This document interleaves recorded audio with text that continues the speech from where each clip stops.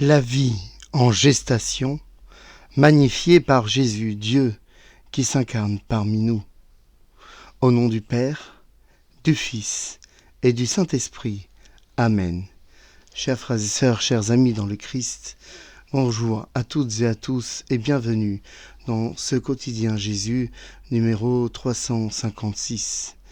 Aujourd'hui, nous sommes le 4e dimanche de l'Avent et nous sommes aussi le dimanche 24 décembre. Ce soir, c'est déjà Noël.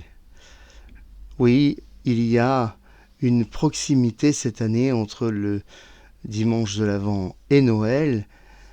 C'est une semaine un peu accélérée, mais c'est aussi une façon de nous hâter dans ce temps que nous attendons de la venue du Christ qui viendra nous sauver. Demandons à l'Esprit Saint de nous aider. Viens, Esprit Saint, remplis le cœur de tes fidèles et allume en eux le feu de ton amour. Envoie ton Esprit, Seigneur, et il se fera une création nouvelle, et tu renouvelleras la face de la terre.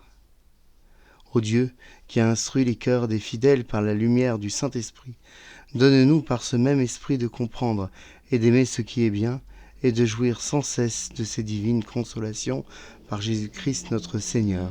Amen. Confions, chers amis, chers frères et sœurs, hommes et femmes de bonne volonté, confions cette publication au Seigneur, en rendant grâce pour ses bienfaits, en le remerciant à haute voix. Nous prions pour la paix dans les différents pays en guerre, pour la libération des otages, et nous prions pour les enfants victimes d'abus, et pour tous les enfants à venir, si fragiles dans le sein d'une femme, si exposés et pourtant si accrochés à la vie. Pardonne-nous, Seigneur, car nous sommes pécheurs. Je confesse à Dieu Tout-Puissant et je reconnais devant vous, frères et sœurs, que j'ai péché en pensée, en parole, par action et par omission. Oui, j'ai vraiment péché. C'est pourquoi je supplie la bienheureuse Vierge Marie, les anges et tous les saints, et vous aussi, frères et sœurs, de prier pour moi le Seigneur notre Dieu. Que Dieu Tout-Puissant nous fasse miséricorde, qu'il nous pardonne nos péchés et qu'il nous conduise jusqu'en sa vie éternelle. Amen. Seigneur, prends pitié. Ô Christ, prends pitié. Seigneur, prends pitié. Seigneur, écoute-nous. Seigneur, exauce-nous.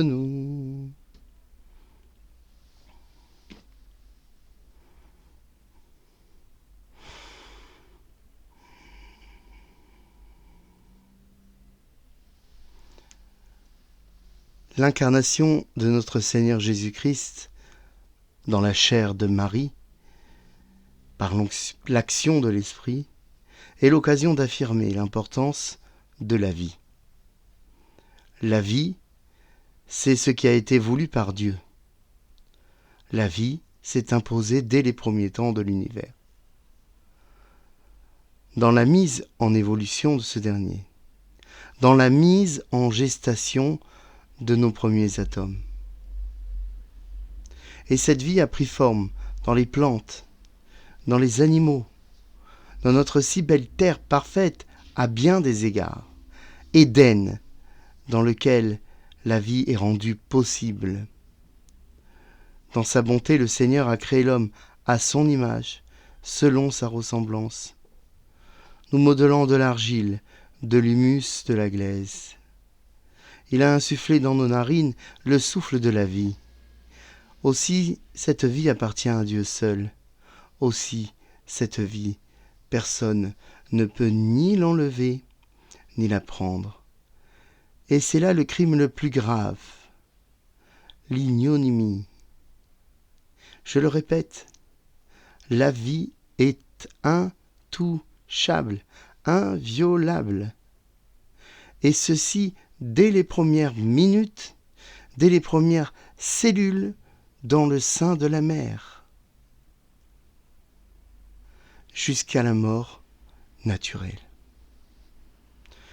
Il va nous falloir prier, frères et sœurs, beaucoup prier, face aux lois de bioéthique qui arrivent, que Dieu nous éclaire.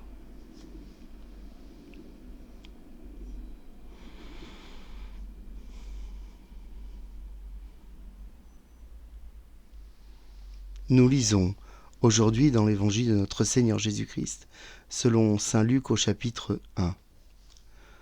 En ce temps-là, l'ange Gabriel fut envoyé par Dieu dans une ville de Galilée appelée Nazareth, à une jeune fille vierge, accordée en mariage à un homme de la maison de David appelé Joseph.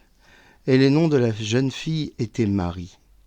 L'ange rentra chez elle et dit : « Je te salue, comblée de grâce, le Seigneur est avec toi. » À cette parole, elle fut toute bouleversée et elle se demandait ce que pouvait signifier cette salutation. L'ange lui dit alors : « Sois sans crainte, Marie, car tu as trouvé grâce auprès de Dieu. Voici que tu vas concevoir et enfanter un fils. Tu lui donneras le nom de Jésus.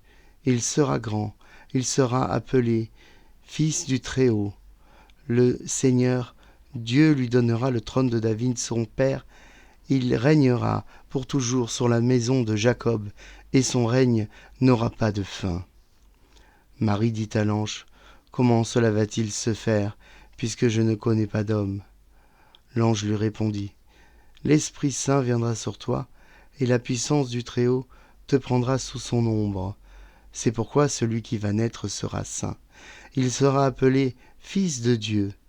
Or, voici que dans sa vieillesse, Élisabeth, ta parente, a conçu, elle aussi, un fils, et en est à son 6e mois, alors qu'on l'appelait la femme stérile.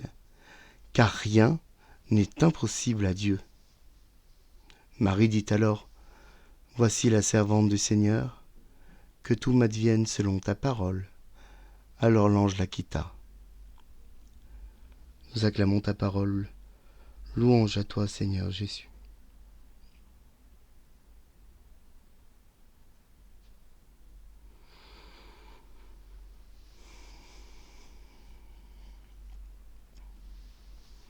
Frères et sœurs, chers amis dans le Christ, que la paix soit avec vous.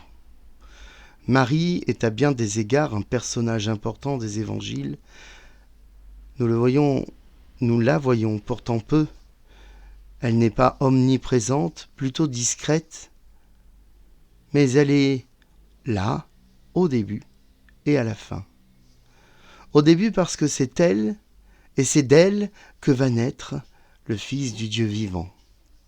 À la fin, lors de la passion, de la crucifixion, de la mort de Jésus, de la résurrection et de la Pentecôte. Et Jésus, avant de mourir, en confiant sa mère à l'apôtre Jean, lui qui est sur la croix, Jésus, nous la confie à nous tous, hommes et femmes de bonne volonté, comme mère éternelle et céleste. Et c'est une grande chance. C'est une grande chance. C'est une grâce. Dieu, dans sa grandeur, dans son omniprésence, dans son omniscience, Dieu a décidé de conditionner toute l'économie du salut à une femme. Non, les cieux ne se sont pas ouverts pour voir arriver un vieillard sur son cheval avec des éclairs à la main. Non, ce n'est pas dans la démonstration de force que Dieu a parlé. Dieu a décidé de s'incarner, de prendre chair, notre chair, dans tout ce qu'elle comporte, hormis le péché. Et Dieu a mis à part une femme qu'il a préservée du péché, qu'il a rendue étrangère au péché, rompant avec le péché originel laissé en héritage par Adam et Ève. Marie est l'Immaculée Conception, c'est-à-dire que dès le sein de sa mère, Marie n'a pas connu le péché. Donc Dieu s'expose. Dieu envoie son ange devant Marie, humble juive du 1er siècle de Palestine, ne comprend pas cette salutation qui lui est donnée. Marie voit cet ange, nous savons, personne ne sait quelle apparence il avait, donc elle ne comprend pas ce qu'il se passe. Mais Marie se laisse pénétrer par la sagesse. Marie se donne la peine d'écouter. Marie, à aucun moment, ne remet en cause cette parole apportée. Ce dialogue qui s'instaure est la fondation de notre foi. Car elle est sans crainte. Oui, elle est sans crainte, Marie. Elle a trouvé grâce auprès de Dieu. Dieu l'a choisie, l'a créée, l'a aimée, l'a mise à part de l'humanité. Oui, c'est un cœur sans tache que voilà. Un cœur qui sera transpercé, un cœur qui pleurera en silence au jour de l'attente. Elle va concevoir et enfanter un fils. Elle lui donnera le très saint nom de Jésus, ce nom qui sauve, ce Dieu qui sauve, ce Dieu qui relève, ce Dieu qui guérit. Il sera grand Jésus dans sa petitesse et dès sa petitesse, dans son humilité, sa simplicité. Jésus était un homme simple, rendu non reconnaissable, semblable aux hommes, mais exalté du haut qui est au-dessus de tout nom, du nom qui est au-dessus de tout nom. Et tout genou fléchira au ciel, sur la terre et aux enfers. On l'appellera Fils du Très-Haut, parce qu'il est l'unique et le seul, le Fils unique de Dieu. Il est Dieu lui-même. Il nous révèle le mystère de la Trinité sainte, de ce Dieu un, 3 fois saint, Père, Fils et Saint-Esprit. Par la grâce de Dieu, il siégera sur le trône du grand roi David, son père en humanité, sur la maison d'Israël. Mais son règne ne sera pas un règne d'homme. Il ne sera pas de ce monde, mais de l'autre, du royaume des cieux, du royaume à venir, de la Jérusalem céleste, d'un règne sans fin. Non, cela n'est pas d'un homme que Marie reçoit la maternité, mais de Dieu lui-même. Et oui, il viendra l'esprit de sainteté, esprit de puissance, de conseil et de sagesse, de science et d'intelligence, d'amour, et en elle, le Verbe de Dieu sera conçu. De sa chair, il prendra forme humaine, de son humanité, il deviendra un bébé. Marie, si fragile, sera sous la protection du Très-Haut, et rien ne pourra lui arriver. Confié à Joseph le Juste, son très chaste époux. Chers frères et sœurs, rien n'est impossible à Dieu. Voici une autre révélation. Le désespoir est un luxe qui nous est impossible. Car à tout moment, la main de Dieu peut se poser sur nous. Une parole, une seule, est attendue par l'ange avant son départ. Marie doit se prononcer. Marie doit dire oui ou non. Et Marie dit, « Voici la servante du Seigneur.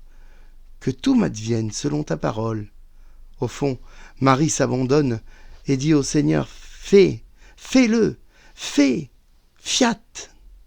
C'est un oui sans condition, une confiance donnée au Père, et dès lors, sans délai, le Fils prend chair. Jésus prend vie humaine, car nous le croyons, nous le savons, frères et sœurs.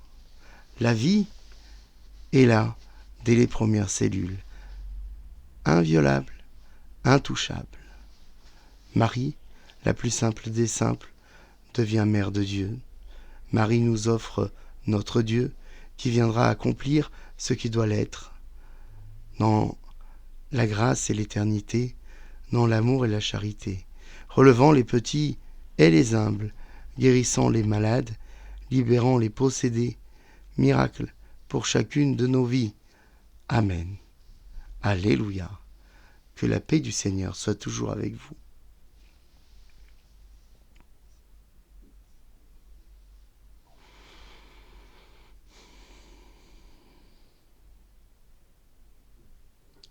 Prions, frères et sœurs. Que ta grâce, Seigneur, notre Dieu, se répande dans nos cœurs. Par le message de l'ange, tu nous as fait connaître l'incarnation de ton Fils bien-aimé. Conduis-nous par sa passion et par sa croix jusqu'à la gloire de la résurrection, lui qui règne avec toi et le Saint-Esprit, maintenant et pour les siècles des siècles. Amen. Notre Père qui es aux cieux, que ton nom soit sanctifié, que ton règne vienne, que ta volonté soit faite sur la terre comme au ciel. Donne-nous aujourd'hui notre pain de ce jour. Pardonne-nous nos offenses comme nous pardonnons aussi à ceux qui nous ont offensés, et ne nous laisse pas entrer en tentation, mais délivre-nous du mal. Amen. Je vous salue Marie, pleine de grâce. Le Seigneur est avec vous. Vous êtes bénie entre toutes les femmes, et Jésus, le fruit de vos entrailles, est béni. Sainte Marie, Mère de Dieu, priez pour nous pauvres pécheurs, maintenant et à l'heure de notre mort. Amen. Gloire au Père, au Fils, au Saint-Esprit, comme il était au commencement, maintenant et pour toujours et pour les siècles des siècles. Amen. Ô mon Jésus, pardonne-nous nos péchés, préserve-nous du feu de l'enfer, et conduis au ciel toutes les âmes, surtout celles qui ont le plus besoin de ta divine miséricorde. Chers frères et sœurs, cette journée est la dernière journée de l'Avent, jusqu'à ce que la nuit se lève, puisque vous savez que liturgiquement, et nous tenons ça des Juifs d'ailleurs, le jour suivant commence dès que la nuit tombe, à quelques exceptions près dans la liturgie. Donc dès ce soir, nous pourrons commencer à fêter Noël et à le fêter dignement demain. Demandons au Seigneur Tout-Puissant qu'il nous bénisse, lui qui est Père, Fils et Saint-Esprit. Amen. À bientôt sur cette chaîne du Quotidien Jésus.